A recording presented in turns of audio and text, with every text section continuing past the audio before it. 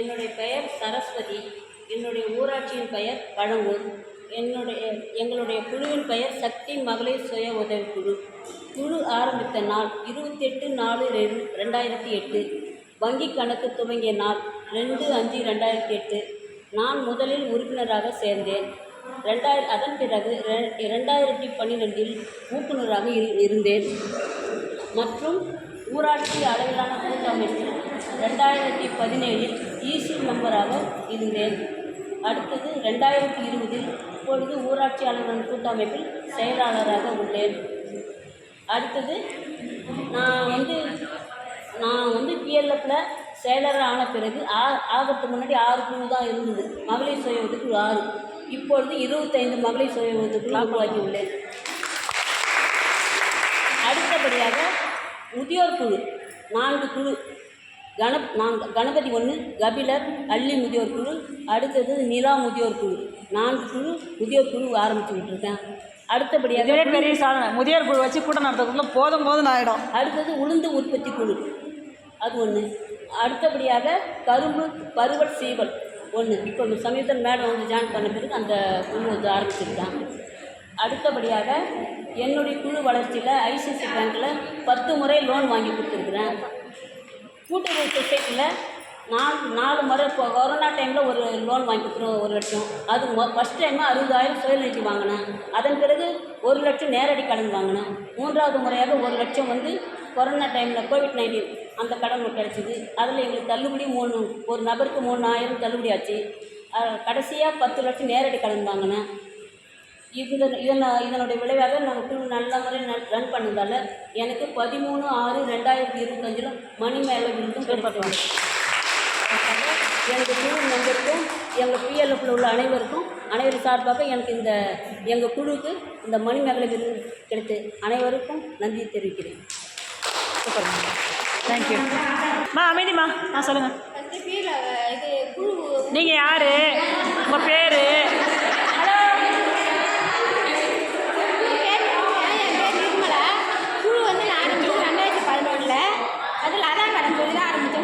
தெரியாது. எங்கள் வீட்டுக்கார மூலமாக சொல்லி நான் குழுவே வேணான்னா அவங்க தான் 2 குழு ஆரம்பித்தாங்க. அதுக்கப்புறம் இப்போ லதா மேடம் மாற்றி போயிட்டாங்க. அப்புறம் இப்போ 14 குழு வச்சுருக்கேன். 2 முதியோர் குழு. கார்டு லோன் 20 லட்சம் வாங்கி கொடுத்துருக்கேன். இப்போ வந்து சிஎஸ்டியாக இருக்கேன். எத்தனை வளர்ச்சி நீங்கள் கண்ட வளர்ச்சி சொல்லுங்கள். ஃபஸ்ட்டு பிரதிநிதி வந்து அப்புறம் ஊக்குனரான, அடுத்தது பிஎல்எஃப்பில் செயலாளரான, அப்புறம் சிஎஸ்டிஆர், இப்போ சிஎஸ்டியாக இருக்கேன்.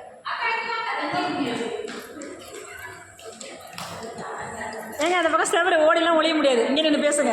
அவ்வளோதானுங்களா? சரிப்பா, ஓகே சொல்லுங்கள். ஸ்கூலில் வந்து எஸ்எம் தலைவராக இருந்தேன். இப்போ வந்து ஊராட்சி மன்ற துணைத் தலைவராக இப்போ இருக்கேன். மூலமாக தான் நான் எவ்வளோ பெரிய பொறுப்பு பாருங்க. ஓகே வாழ்த்துக்கள்.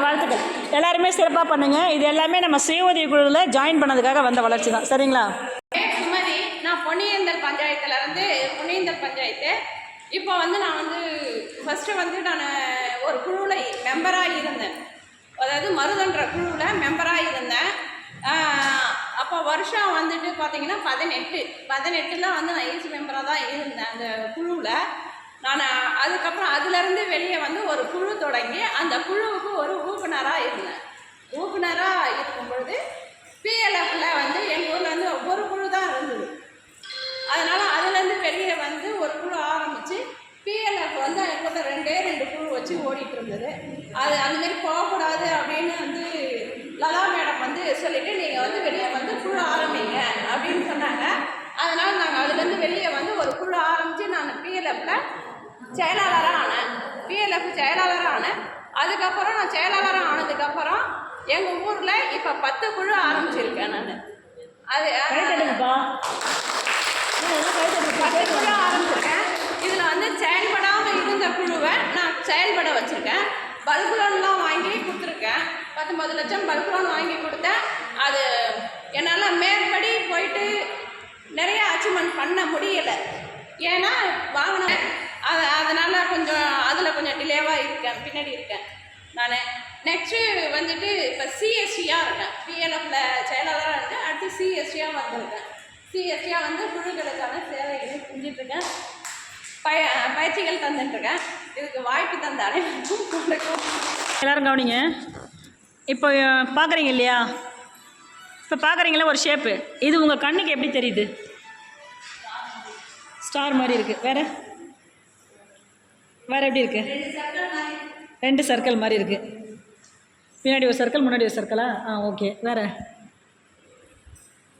அவங்கவுங்க மனசுக்கு தோன்றதை அவங்கவுங்க சொல்லலாம். எல்லாருக்குமே சுதந்திரம் இருக்குது பேசுகிறதுக்கு. பெரிய வட்டம், அதுக்குள்ளே ஒரு சின்ன வட்டம். ஓகே. வேறு ஒரு சங்கிலி தொடராக இருக்குது. வேறு என்னம்மா? பார்த்தீங்களா, உங்கள் மனசு வந்து வேறு மாதிரி யோசிக்குது. நாங்கள் கஷ்டப்பட்டு உங்களுக்கு எல்லாத்தையும் பண்ணிவிட்டு இவ்வளோ சாதனை பண்ணிவிட்டு இருங்க அவங்க பேசுகிறாங்கம்மா. இருங்க அப்புறம் பேசுங்க.